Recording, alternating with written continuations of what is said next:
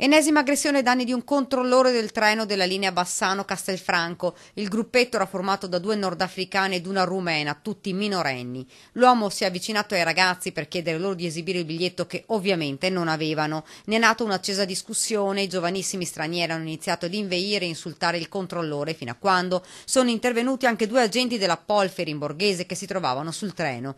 Alla stazione di Castelfranco i ragazzini hanno scagliato la loro amica rumena contro il personale, mentre i 2 nordafricani fuggivano a piedi, la loro amica è stata bloccata e identificata. Qualcuno vorrebbe maggiori controlli, ma la Polfer deve fare i conti con una carenza di organico. Lei si può immaginare un posto di polizia come Castelfranco, con un territorio così vasto, 4 persone, quante ore possono lavorare 4 persone? Bisogna essere minimo 2 per turno, ma minimo 2 per turno. O si è da una parte o si è da un'altra, capito? Il dono dell'ubiquità non ce l'ha nessuno. Intanto la polizia sta identificando i 2 fuggitivi. Tutti presenti alla scena hanno riconosciuto i 2 come componenti della baby gang che lo scorso 30 settembre avevano tenuto in scacco lo stesso treno proveniente da Venezia.